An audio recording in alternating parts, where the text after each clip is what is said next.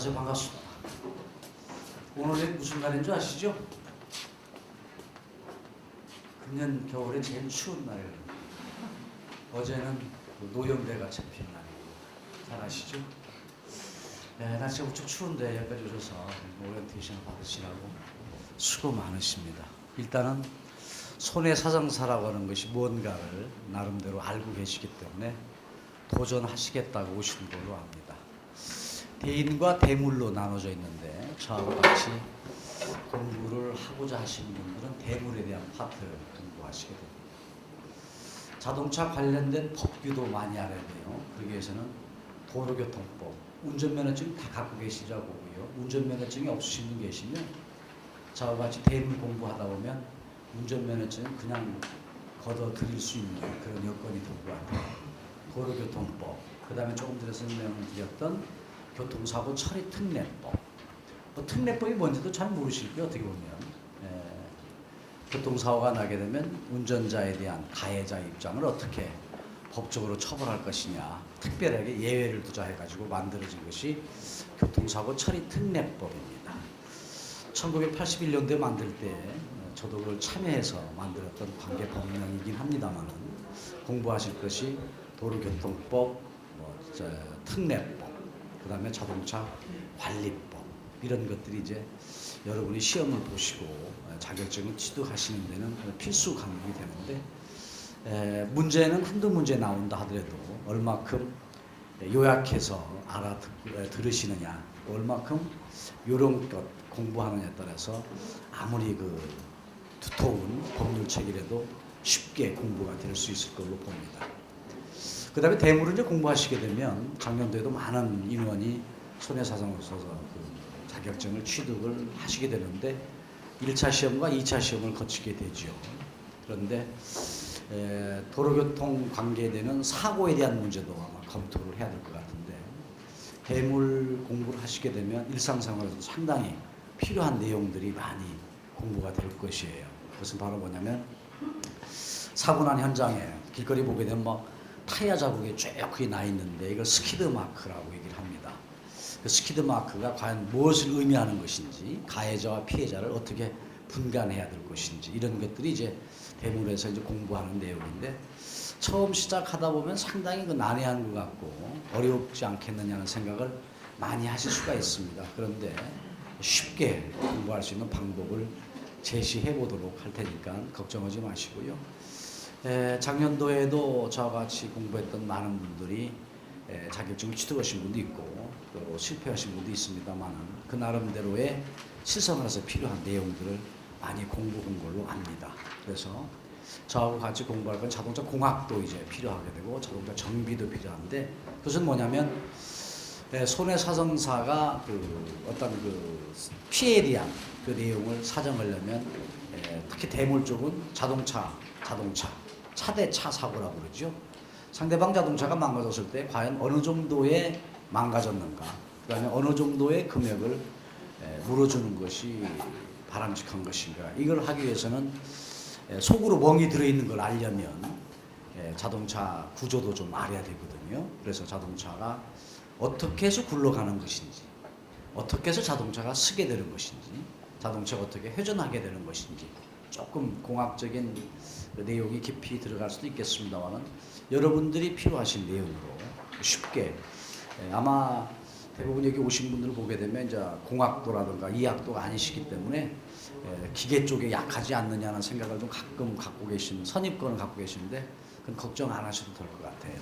그것은 저는 나름대로 좀 어떻게든 쉽게 설명하는 쪽으로 알아듣게끔 하느냐 하는 쪽에 상당히 제가 노력을 하고 있다고 생각을 합니다.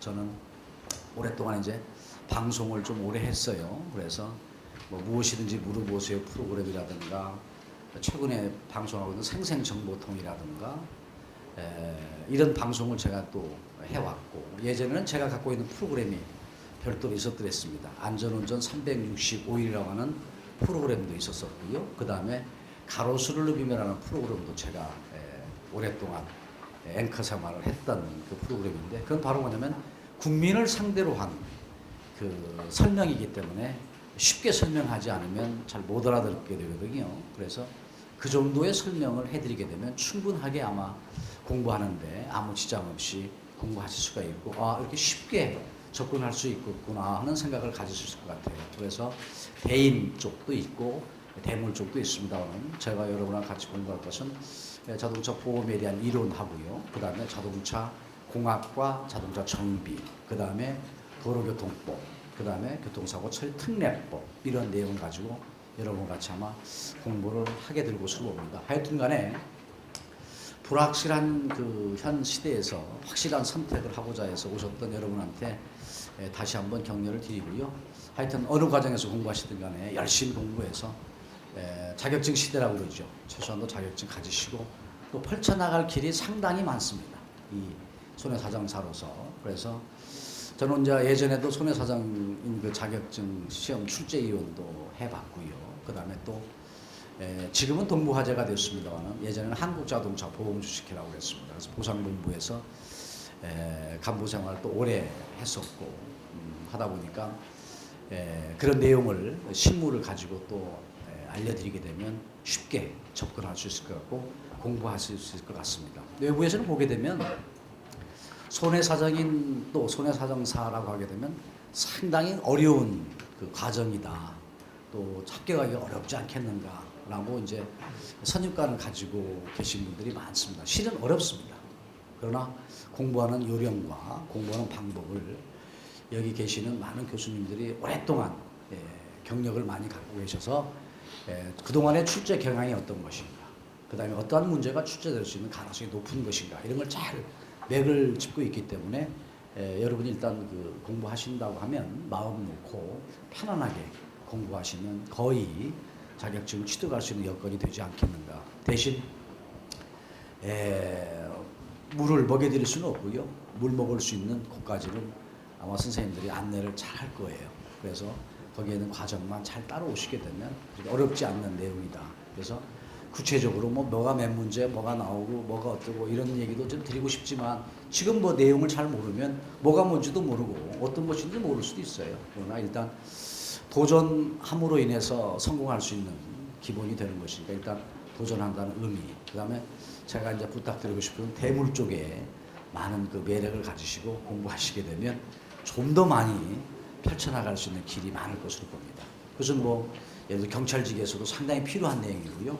보험사도 마찬가지고 또 손해사정사로서 어떤 직업을 자영업할 수도 있고 그 다음에 이제 앞으로는 그 PIA라고 해가지고 탐정이라고 하는 것이 우리나라에 생기게 되고 지금 국회에 이제 법안이 올라가가지고 탐정이라고 하는 이 업무가 별도로 직업군으로 하나 생기게 됩니다. 그렇게 되면 교통사고에 대한 감정 이런 것들을 해야 될 요소가 많이 있거든요. 그렇기 때문에 다시 한번 말씀드리고 싶은 것은 대물 쪽에 공부하시면 여러 과목을 공부하시고 또 그놈을 가지고 여러분들이 사회생활에서 앞으로 남아있는 모든 여건들을 잘 풀어갈 수 있을 걸로 예상을 합니다. 하여튼 여러분 다시 한번 추운 데 오셔서 이렇게 오리엔테이션 받으시라고 수고 많으시고요.